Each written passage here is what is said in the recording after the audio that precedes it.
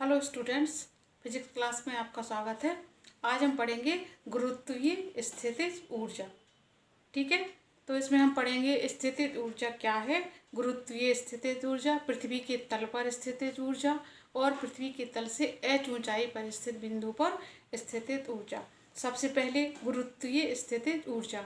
गुरुत्वीय स्थितिज ऊर्जा का मतलब है कि अनंत से किसी पिंड को गुरुत्वीय क्षेत्र में स्थित किसी बिंदु तक लाने में जो कार्य किया जाता है वह गुरुत्वीय स्थितिज ऊर्जा कहलाती है। ठीक है, हम जानते हैं न्यूटन के सार्वत्रिक गुरुत्वाकर्षण नियम से हम जानते हैं कि किन्हीं भी दो पिंडों के बीच लगने वाला आकर्षण बल उनके द्रव्यमान के गुणनफल के समानुपाती और उनकी बीच की दूरी के वर्ग के व्युत्क्रमानुपाती होता है। अब मान लीजिए m पृथ्वी का द्रव्यमान है,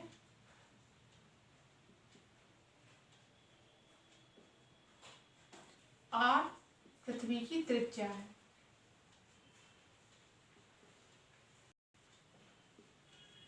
ठीक है, अब मान लिया कि पृथ्वी के केंद्र से x दूरी पर m द्रव्यमान का कोई पिंड स्थित है, तो उसे पृथ्वी के कारण लगने वाला आकर्षण बल F G m अपॉन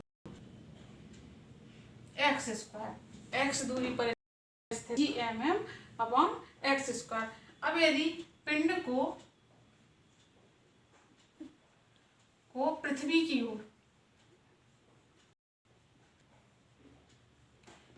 ओर मतलब जो आकर्षण बल है बल की दिशा में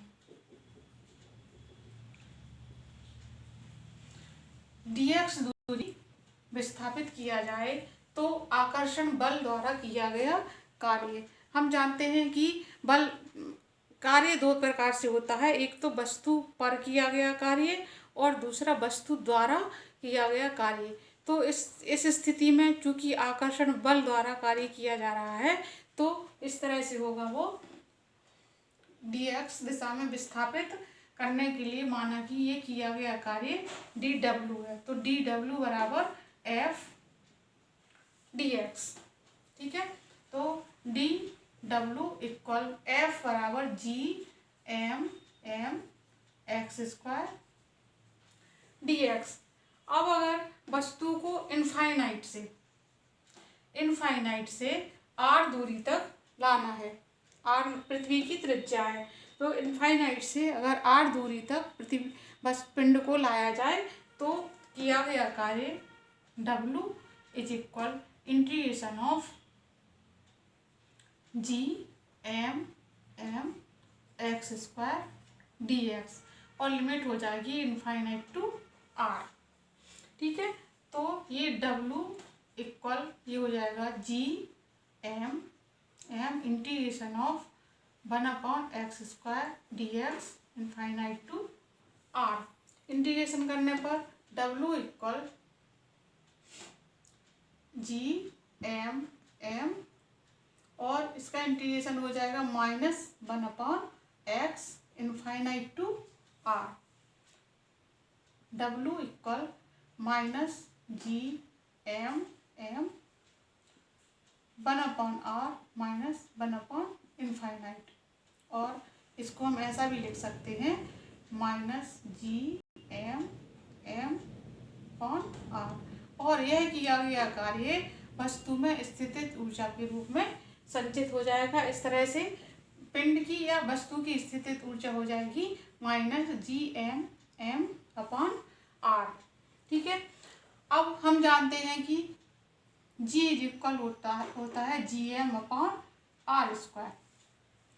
तो अगर हम इधर r और r का ऊपर नीचे मल्टीप्लाई कर दें तो ये हो जाएगा u is equal -g m R square m r, और इसकी जगह पर हमने लिख दिया स्मॉल g, तो -mg r u। ये कहाँ पर हो गई, ये पृथ्वी के तल पर गुरुत्वीय स्थितिज ऊर्जा हो गई -mg r। अब अगर वस्तु को पृथ्वी के तल से h ऊंचाई पर ले जाया जाए।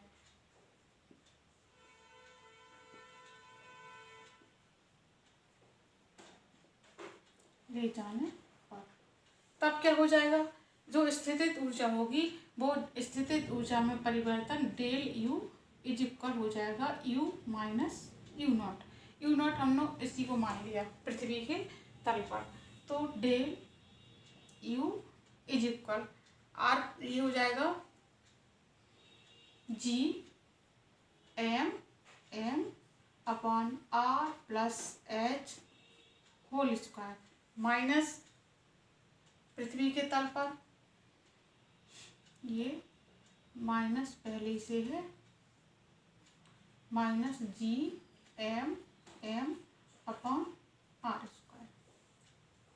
ठीक है, यहाँ पर डेल यू इज इक्वल, ये हो जाएगा माइनस जी एम एम, बाहर ले लिया, और ये हो जाएगा अंदर 1 upon R plus whole square minus 1 upon R square. Del U equal minus G M M, और ब्रैकेट को हम इसका एलसीआर लेंगे, तो एलसीएम हो जाएगा, सॉरी यहाँ पर आर प्लस ये वाला रखा है यहाँ पर, तो इसका नहीं है, इसमें 1 upon R plus H minus 1 upon R.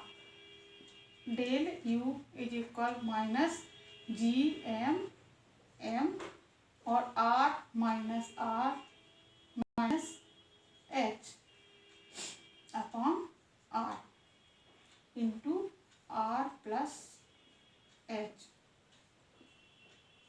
Del U is equal G M M H upon R, यहाँ पर से कॉमन ले लिया, 1 प्लस एच अपॉन आर। अब इसकी जगह पर फिर हम रख देंगे small G. Del U is equal G M H 1 plus H upon R. अब एच ऊंचाई है और आर पृथ्वी की त्रिज्या है। स्पष्ट है कि H very less than R, तब हम एच को निगलेक्ट कर सकते हैं, और इस कंडीशन में डेल यू इज इक्वल जो हो जाएगा एम जी एच। ये तो पृथ्वी की तल से एच ऊंचाई पर अगर पिंड को ले जाया जाए तो उसकी स्थितिज ऊर्जा में परिवर्तन del U is equal M G H. Okay, अब इसके कुछ तथ्य हैं। सबसे पहला तथ्य है कि जो गुरुत्वीय स्थितिज ऊर्जा होती है वो हमेशा ऋणात्मक होती है। दूसरा है यह एक अदिश राशि है, इसका मात्रक जूल है। और तीसरा जो सबसे मोस्ट तथ्य है वो यह है कि पृथ्वी के तल पर हम साधारणतः मानते हैं कि पृथ्वी के तल पर स्थितिज ऊर्जा शून्य है, लेकिन गुरुत्वीय स्थितिज ऊर्जा जो पृथ्वी के तल पर होती है वो होती है माइनस एम जी आर, जैसा कि अभी हमने निकाला था ये। ओके।